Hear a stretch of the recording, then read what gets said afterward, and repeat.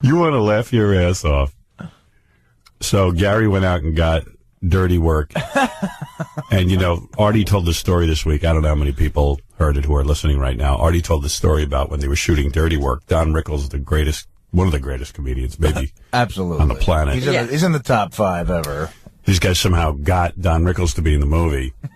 So Norm and Artie in the movie are these two screw-ups, of course, and Artie's way fatter than he is now. This is right after rehab. I shot this. This is like, so you were really a porker at that point. Baby gorilla.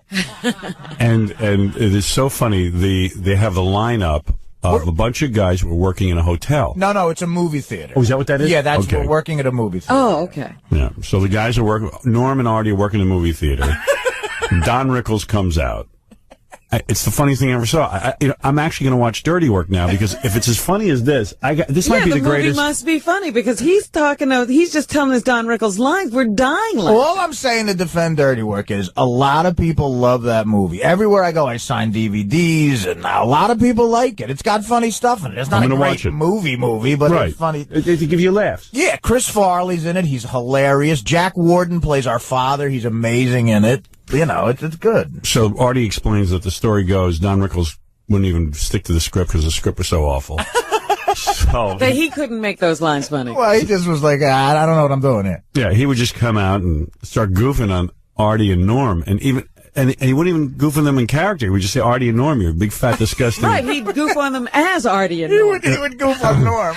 So somehow, I guess, Bob Saget, the director, even when he would yell cut, he would start insulting Bob Saget. He goes, look at you. It was amazing because Saget is just such an easy target. So if Saget would try to order Rickles around, he would go, what are you talking about? Who made you the director? Look at you. Don't you? You're in charge of that show where a cat, throws up or something and they get it on video. All I know is Rickles looks at Artie with such disgust. And, you saw the video. Yeah, I got it. I'm going to play it for you.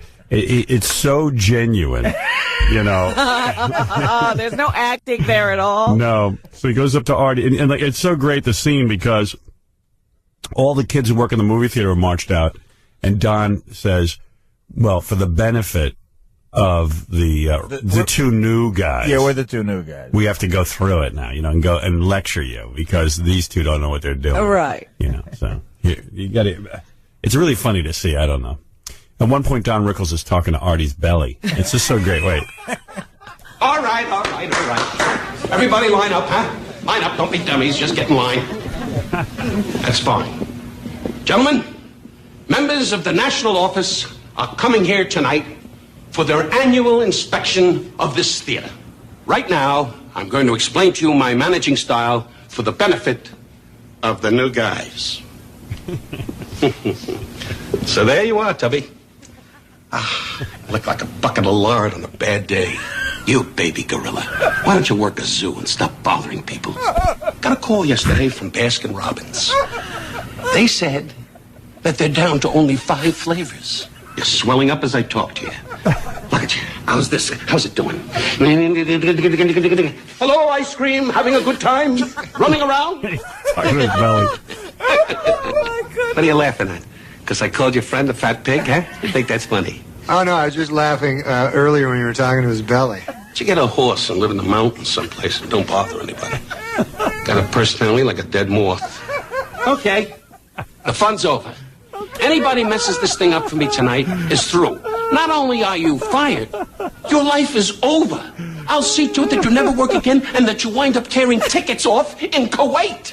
Salam alamala, kalamala, and everybody sucking sand. Nobody messes up. You understand me? Don't mess up. He said stuff we didn't even know what the hell he was talking about. He just out of nowhere, he just said you're going to be in Kuwait and everybody's sucking sand. When he starts, he bends over, and Don Rickles is real short, too, and he bends over to talk to Artie's belly. And he says, hello, ice cream. Hello, ice cream. He goes, I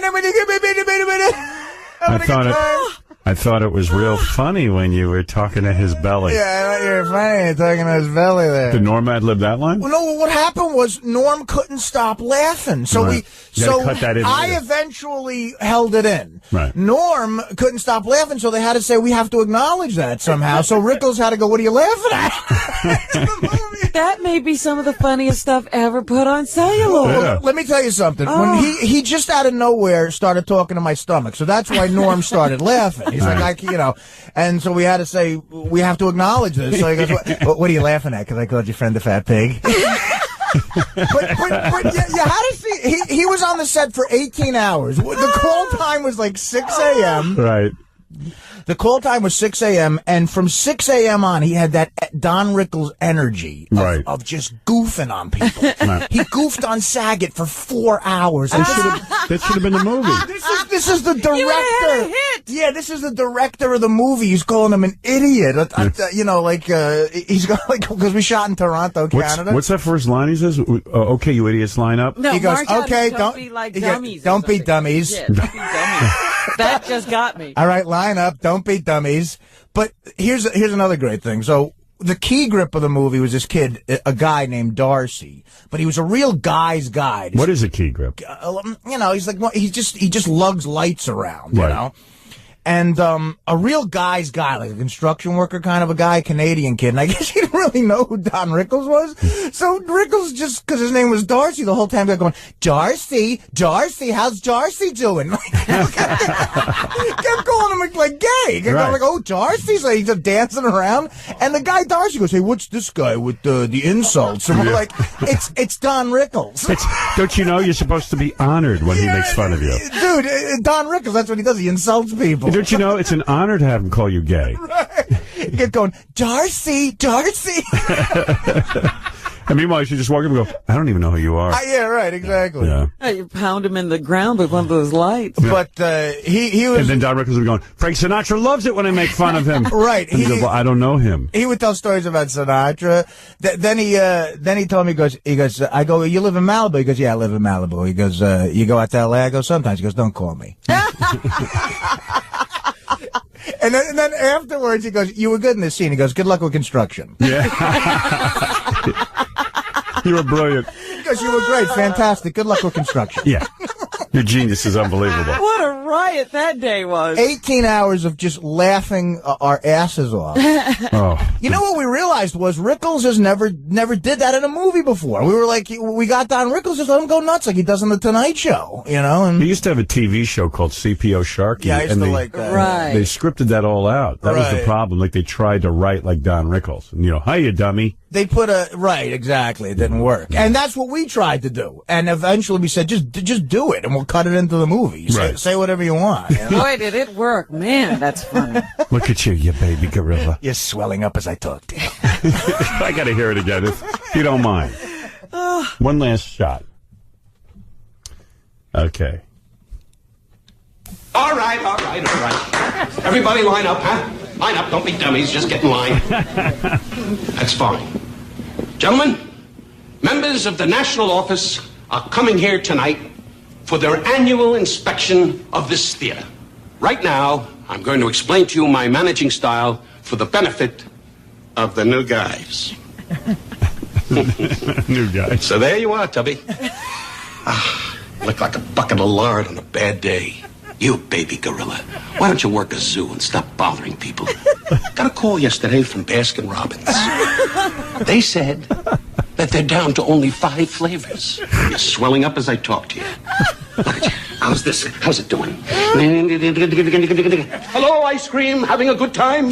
Running around? What are you laughing at? Because I called your friend a fat pig, huh? You think that's funny? Oh, no, I was just laughing earlier when you were talking to his belly. You get a horse and live in the mountains someplace and don't bother anybody.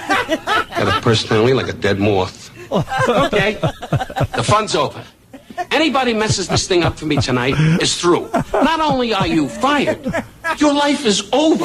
I'll see to it that you never work again and that you wind up tearing tickets off in Kuwait. And everybody's sucking sand. Nobody messes up. You understand me? Don't mess up. I love that he's going to ruin the lives of people who work in movie theaters. Right. I mean, how much of more of a loser could you be? Well, Anybody screws up, I'm going to go after you. well, me and Norm couldn't stop laughing. We dissected what he said and tried to make sense out of it, and we started laughing even more. Like the premise that Baskin-Robbins called him. Yeah, that's what I think. I go, that's great. Here's a guy who's a manager at a movie theater, and Baskin-Robbins was on the phone to him. Yeah, Baskin-Robbins call me. Yeah, they got my number. They consult with me regularly. Yeah, they call me all the time. Yeah, they're very concerned. They're down to 5 flavors. And he's so connected, he can send you off to Kuwait if you don't do the right Well, thing. you know what? That came up. Like I said, it was an Indian kid who was an extra lined up, and he just saw him, and that's what came out of his mouth. Like, where's the rest of your family? Down at the lake? Doing laundry on a rock? But I also love that, like, the management from the movie theater is coming down to inspect the theater. Yeah. That's even good. It's a great, That's a great premise. Here comes a joke.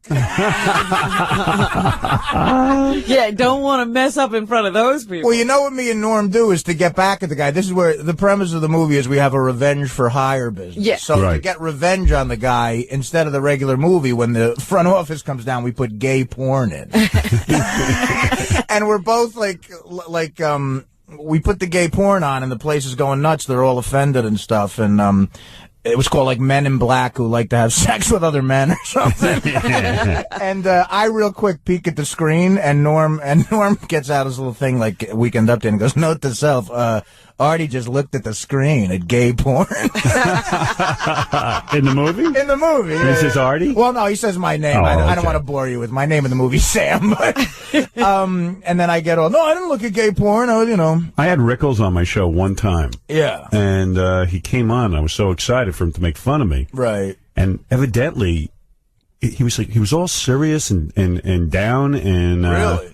I found out later he's intimidated by me. That's why he doesn't do the show. You're and kidding. I'm like, you're kidding? What? He won't make fun of me? He's intimidated. Yeah. That's crazy. I've never heard of such a thing. He didn't want to piss me off, I think. I think he thought I was insane. It really is one of those Wow. things where it's like an honor to get, get insulted by the guy. Look at you, you baby. You baby. Because Saget in between would go cut, and then he'd give us like notes and stuff. Oh. He'd give you acting notes, and then right before they yelled action, Rickles would be going, hang on a minute, I'm trying to forget Saget's notes. It just screwed me up. Saget breaking the genius. Yeah. Well, wait a minute, though. Doesn't Rickles know how much you love him? Yeah. He must. I He guess. must. Yeah, in fact, you know who's good friends, supposedly, with Rickles? Every minute tells me how he goes to dinner with Rickles. Who's this? John Stamos. And he Oh, goes, really? He goes, yeah, I got to hook you guys up. But he never does. No. Yeah, look, how are you going to hook me up? The guy lives in friggin' San Diego or something. Right. Somewhere in Beverly Hills. The guy, he lives, I think, out by the beach or something. I don't even know if he lives in L.A. Oh, yeah, I have to hook you guys up. Okay, yeah. I do morning radio. In New York. I go to bed at 8 o'clock. I can't even go to dinner past 5:30. Right. Yeah. When How am I are you going to hook up? We're going to party with Rickles. And do you believe that Rickles sits there and talks to John Stamos? I don't know. No. I don't buy it for a minute. But that was a lot of fun. Why would he tell you that if it wasn't true? I don't know. Does Just he make up psychopath. things? To I look don't good. know. It just doesn't make sense to me that Don Rickles hangs out with John Stamos. I just don't see that happening. Yeah. But what do I know? And then he's always like, I have to hook you guys up. One time she say, well, okay, let's get out our date books and figure out. Let's put it together. Yeah. But, Wait, you know what's funny? You're actually... That was the first day of shooting, and there was still a possibility that Norm wanted you to play the devil in the movie. Yeah, he sent me the script. Right, a part that Adam Sandler ended up playing. Yeah. And I remember having a discussion with you, like Rickles, I remember Rickles going like, yeah, he's dying to do this. They can't wait to be in this film. Like, he was like, yeah, because he knew I was a fan of yours. I think Norm said something like, yeah, Howard might do the devil thing. Yeah, well, here's how I remember it. Yeah, I'm dying to do Norm it. kept calling, or someone kept calling, will Howard be in the movie? Right. And I call my agent and go, Norm Macdonald wants me to, he goes, oh, really? And he starts laughing. And then we read the part, which is one page. Right. And it doesn't even make any sense. Right. And they were even like, well, you can come in and just make up stuff. And Yeah. I said, gee, this is great. I get to go in And right. and write stuff. Yeah. Yeah. What kind of nonsense is this? A lot of movies do that to you. If you're a comic or something, they expect you, like the scene will just say, whatever, Joey walks into a diner, and you go, what am I going to do? And then they go, well, you do funny stuff. Yeah. And I'm like, well, I don't even understand the movie. Right. I mean, Yeah, they ruined Richard Pryor that way. Yep. Yeah, Richard Pryor, you always tell stories about that. Yeah. I think I was real smart turning that one down. Good for you. In retrospect. But Rickles is brilliant. It's one of the only movies Rickles is in, Right. if you think about it. No. Well, you know? in any Casino. other movie he's Well, Casino in, is he after plays, he's a dramatic actor. Right. Yeah. Which really works out well. Yeah. Yeah, that's what everybody's looking for him for. Yeah, you can't wait to go to the theater to see Don Rickles as a sergeant during World War II in a buddy film. What did he say about, oh, God, when he saw Saget, because he had just finished working with Scorsese. Let me remember this line. What the hell did he say? Saget walks out. Oh, this is what he said. He goes, Bob, how you doing? Listen, I just told Martin Scorsese, I said, Marty, Bob Saget's directing a movie. The man grabbed his chest. That's the first thing he said to Saget in the morning. Saget said, Don, good morning. Don, hey, Bob, how you doing? Yeah, listen, I just told Martin Scorsese Bob Saget's directing a movie. The man grabbed his chest. It is great. So all I know is he comes on this show and he's staring at Yeah, me. he doesn't say a word. Sweating profusely. Right. 67 chins. Yeah. Looks sad, you know, and I was like, hey, Don Rickles, what's happening? You know, tell me about your life. You know, my life's very, very nice. Yeah, he actually. actually answered the question. Yeah. I said, oh, your life's nice. Yeah.